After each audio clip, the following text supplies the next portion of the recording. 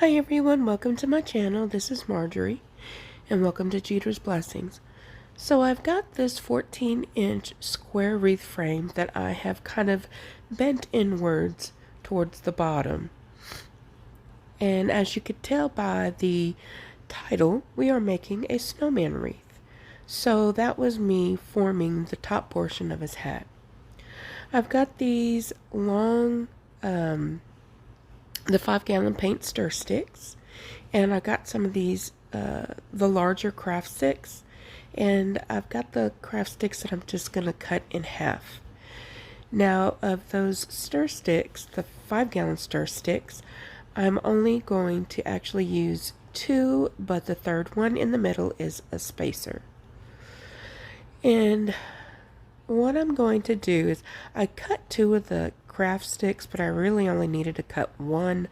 I thought maybe I would have to double up on them, but it was well enough that it still did not go through the front of the paint stir sticks.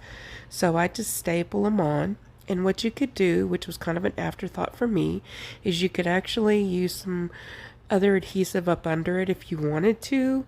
At the time I didn't think I wanted to, so I didn't put it there, but you'll see just here in just a second that instead of actually putting it under, I will take some Gorilla Hot Glue and I will kind of just go around the craft stir stick and cover the ends of it with the hot glue. That way, just to give it a little bit of extra hold. But again, you don't have to if you don't want to. I'm sure you probably could have put a couple more staples in there, but I just wanted to be on the safe side. Now, I had seen an advertisement for a snowman wreath, and I thought it was so super cute. And I didn't know how to make it. I've never made one before. And I was trying to find stuff that I already had at home, which it worked out great because everything I already had at home. And so the square wreath frame I think worked out beautifully just because it's not real thick, and it was real easy for me to go ahead and bend it inward to help form the skinnier portion of the hat towards the bottom. And all the mesh I'm using was kind of just remnants of whatever I had left. So I had this 21-inch mesh, and I'll be honest, I don't even know what I use these these mesh with, but I used as far as the original project. But I just had some laying around, and so I kind of just gather it up at the end, and I had some black zip ties, and I just go ahead and use that to help start and keep the deco mesh secured to the wreath frame. Now you guys are seeing this. I'm figuring everything out as I go. So this is all, you know, real-time stuff where I didn't map anything out beforehand or plan it out beforehand. How I actually create the wreath is purely as I go, and some of it I was really questioning myself, but I did enjoy, and I do love the way it turned out. So here I'm just kind of thinking, do I need to fold it over the edge? But then we had that bubble there, and I was like, since it's 21 inches, I knew there was going to be some extra mesh hanging over the sides, which I finally figured out it was going to be good enough as far as what I wanted. So here I am at the very top. I'm trying not to leave too much hanging off the edge at the top of the wreath, and I do try to fold a little bit of it under.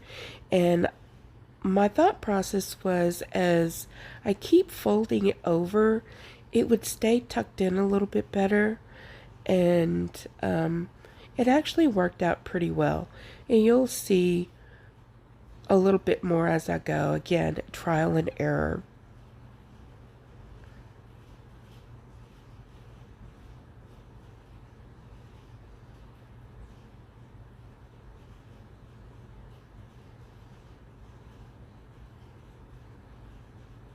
Now, I would say there's definitely some lessons learned, so I'm going to put those in here as far as you guys go. And I didn't have very many black zip ties. And so what I thought I would do is just use two of them to hold the ends of the mesh. Now, I didn't think that the hot glue or anything would hold it real well. I was afraid because it was mesh that there was going to be a lot of the excess glue that seeped through the holes of the mesh. So thankfully I found these little black zip ties and I just used them to hold the mesh on the side of the wreath. And then I forget when I forget initially to trim it off, but I do go back and trim it here in just a little bit. And then at the very top, I thought about putting another zip tie up there, and I actually do, but I take it off in just a bit as well.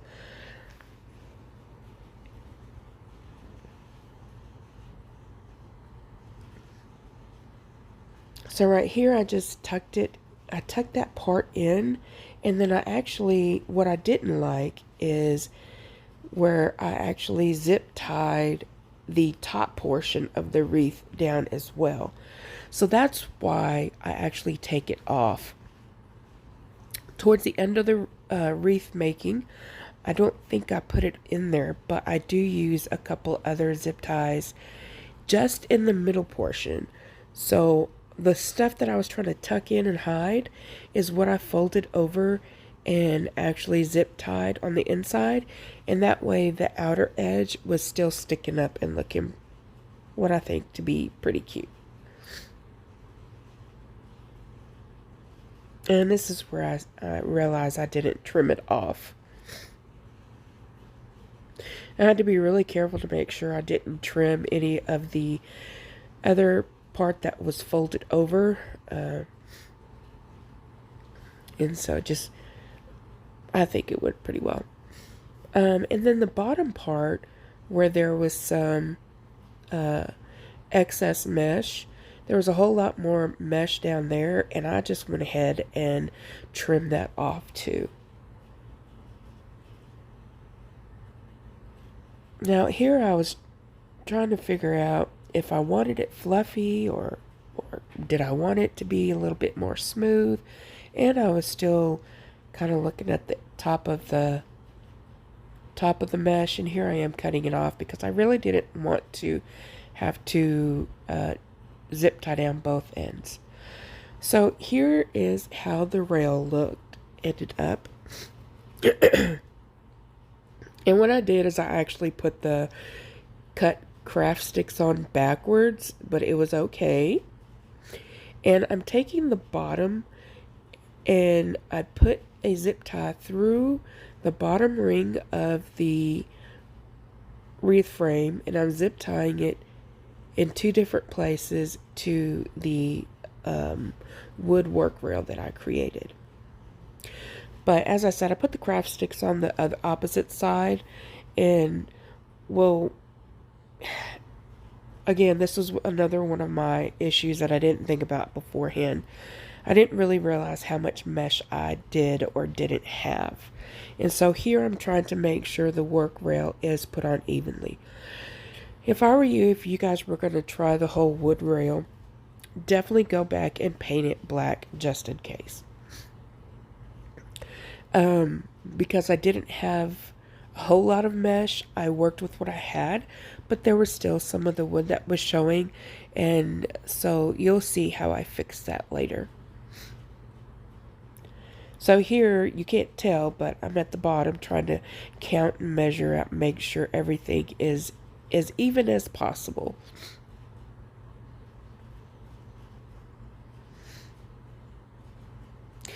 Once I got it to where I like it, then I go ahead and secure down the zip ties. And I use my little trusty zip tie gun to pull it even tighter and snip it off for me. So as you see, I don't want to say it's flimsy, it's just not, it bends there between where the wire frame is and where the work rail is. Now, if you had black zip ties, if you had black, well, yeah, if you have black zip ties, that would be best. And if you had black pipe cleaners, that would be best too. But I didn't have any of the black pipe cleaners, so I thought the green was going to cover pretty well. And these are the long zip ties from the Dollar Tree, and I only had them in white. So what I did is I basically put a zip tie right next to the craft stick that's glued on there, and it's about 2 inches in on each side. And again, I'm kind of off camera and you can't see what I'm doing to the left side, but you'll see here in a minute. I will actually get back in frame. So I used zip ties here because I didn't know how much I was going to have to put in. So I thought if I zip tied it here, that I could actually, I didn't know how much mesh I could put in. So I didn't know, I wanted to make sure that I had enough of the pipe cleaner to twist around the mesh and secure it. I guess what I could have done, now that I'm looking at it, is I could have actually used a staple and stapled those into place as well. So if you choose to do this, then I would try using the staples, because I did end up having to paint over some of the well, I don't think at the bottom zip ties, but just in case. And then from the 2-inch mark, I go closer to the center on both sides by 3 inches. And then I will do another 3 inches with another 2. And then I will put one directly in the middle. So I'm sorry, I'm probably not explaining it very well, but you can watch and see what I'm doing, and hopefully that will help you better understand what I'm talking about.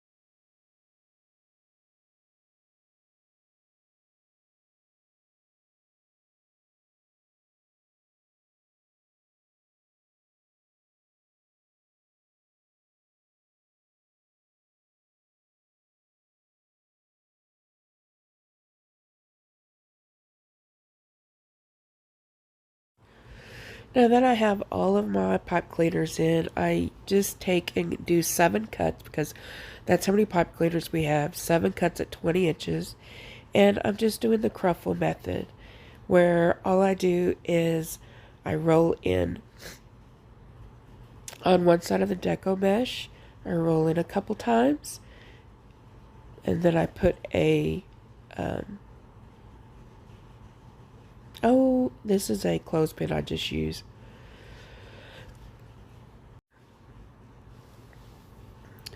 I'm going to go in, turn it around, roll in another 1 or 2 times, walk it up the middle, and then I put it right on top of the pipe cleaner.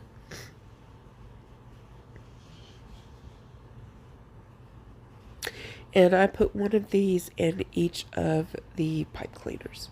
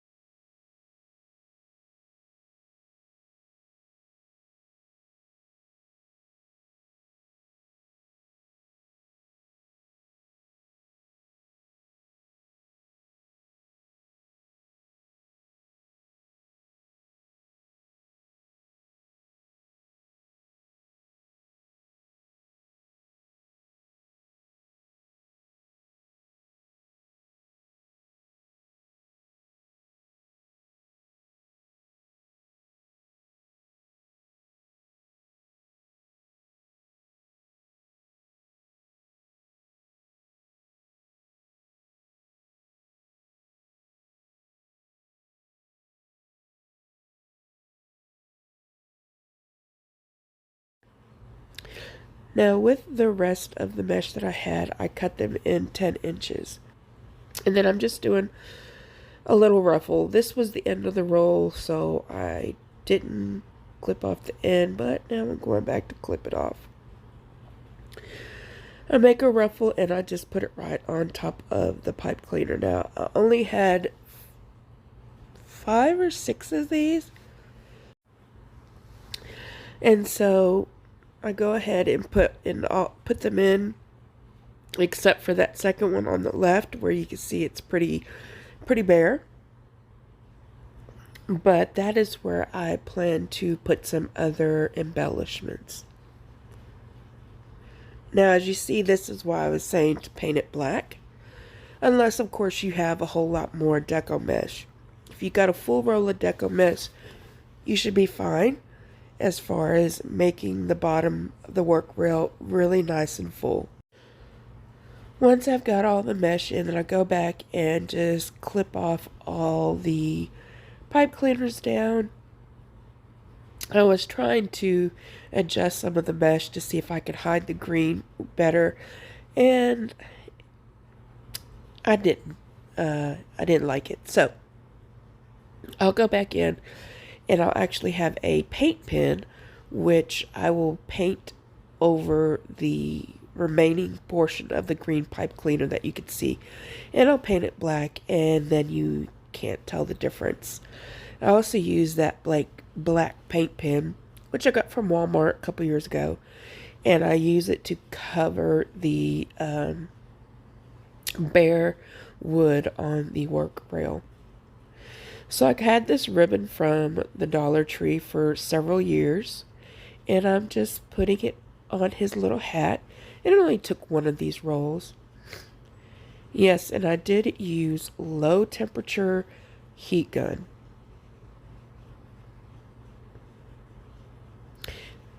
Excuse me. And then I just wrapped it around several times. I think it went around 4 times, which was pretty nice. It went around 4 times, and it made it look real nice, pretty shiny with all the glitter that was attached to it. So I actually wrapped it around the part that I bent in, and hopefully it turned out to you guys the way that I think it did. as far as it turned out pretty nicely. The bent area helping it look more like a hat. And here I am showing you how I'm just dabbing on the paint from the paint pen and coloring up all the green markers, the green pipe cleaner. And here I'm showing you how I went in and did the black paint. So this is a couple of picks that I've had from Hobby Lobby, and this third one there is from the Dollar Tree. I've had these for several years. Got them when they were like, probably 75–90% off. That middle one that I just put in as well, that one's from Hobby Lobby. That one with the apple is the only one that I had from the Dollar Tree, but the Dollar Tree sells a lot of very cute picks, and you definitely can get them all from Dollar Tree. So what I'll do is I'll actually, while I'm just kind of figuring out how I want to form them, I'm going to attach them together with another zip tie. I do primarily attach the embellishments with the zip tie to make it more secure, but that fourth one, the little bunch with the gold and green leaves and snow-touched berries that I got from Hobby Lobby, that I will actually hot glue in just a second. Now, once I've actually had them the way I formed them the way I wanted to, I add the zip tie, and then I still try to form them just a little bit. I want to hide as much of the extra tails on those picks, but I didn't want to cut them off because I needed them as a base for that fourth pick that I'm going to add on. And then what I'm going to do is I'm simply going to utilize another pipe cleaner. Of course, it's the larger one from the Dollar Tree, and I'm going to attach it to the bottom rail.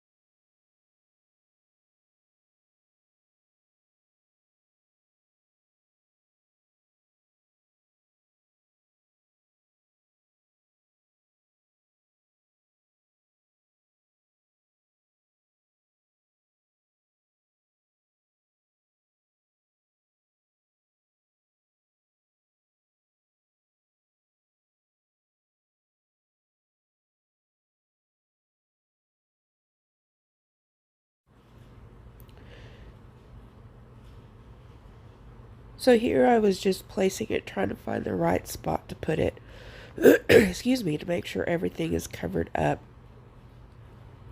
And I didn't want it sitting down too far either, so I just played with it a little bit until I found where I liked it.